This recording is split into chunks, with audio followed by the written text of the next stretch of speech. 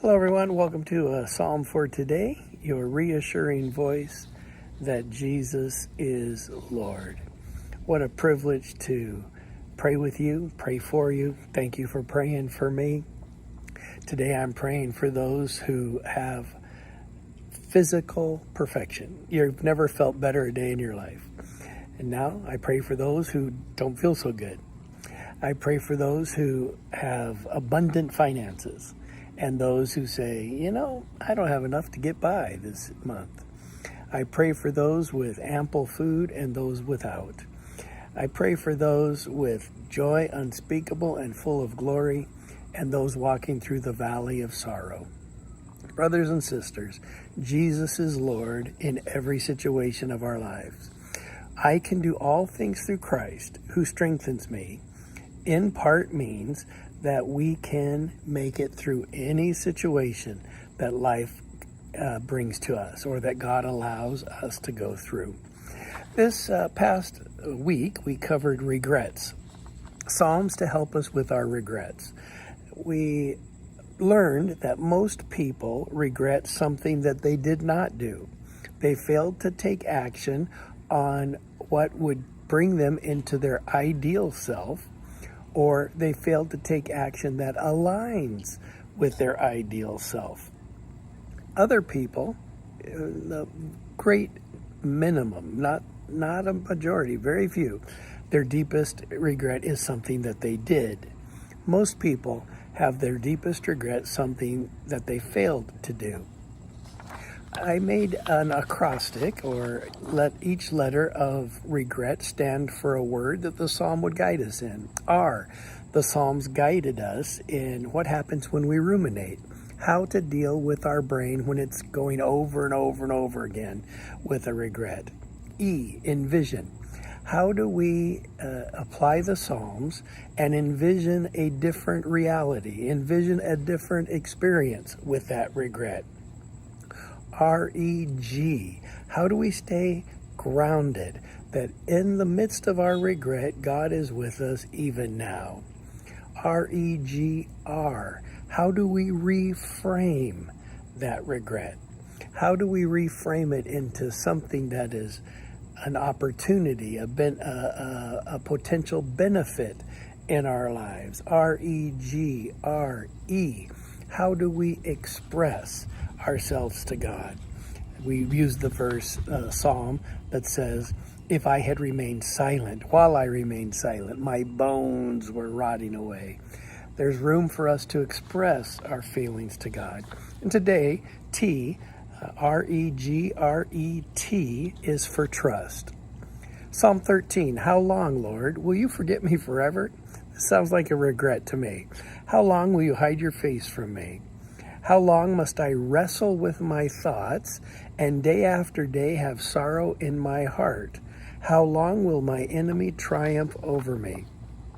Do you wrestle with your thoughts? Do you have sorrow in your heart? Do you have a sense that your enemy is triumphing over you? Maybe not a person enemy, maybe a disease enemy, maybe an obstacle enemy. But in these concepts of wrestling with my thoughts, sorrow in my heart, enemies in triumph, there is the capacity for us to wish God were to act differently. Verse number 6 of Psalm 13 says, I will sing the Lord's praise, for he has been good to me. I will sing the Lord's praise, for he has been good to me. Well, what comes before that? Verse 5, but I trust in God's unfailing love. The T, R-E-G-R-E-T, is for trust. In the midst of your regret, trust God. I will never forget, I believe, as long as my brain works, Pastor Joanny Bazimo at MCA Church in Anchorage, Alaska, preaching, Trust God's Love. I had never heard the idea of trust. I've heard to trust God. I've heard of trust in God's faithfulness, trust in the Lord with all your heart and lean not on your own understanding, but I had never heard of trust God's love. What he was saying is God loves you. Trust him. And When we come to our regrets, we can come to a posture and a place of saying, Lord, I missed this opportunity and I took a wrong opportunity, or I made a decision that had serious negative outcomes. I ask that you, oh God, would help me trust you in the midst of this reality. I ask God that you would help me trust you with my regret. I ask God that you would help me have confidence that what you say about your work in my life is true. Let's say your regret is a missed opportunity. Well, we can rest assured that all things work together for the good to them who love God and are the called according to his purpose. So God, I trust what you said about missed opportunities. Maybe your regret is something that you did and it was sinful. He will take your sin and throw it as far as the east is from the west. And if you confess your sin, if I confess my sin, he is faithful and just to forgive us and cleanse us of all unrighteousness. Lord, I trust your word. When we don't trust, in essence, we walk in doubt and unbelief. To have God say, I've got that covered. But to not trust that is to walk in doubt. And to not trust that is to walk in unbelief. When God says, you are healed, to trust that rather than to walk in unbelief. Years ago, I was taking a shower and I heard the Lord say as loud in my spirit as I could hear it, thank me for your healing. And I said it right out loud in my shower. I'm not sick. And I heard the voice of the Lord say, thank me for your healing. Finally, it dawned on me, God had been healing me of something I didn't know I had. So I said, God, I trust you that you are healing me.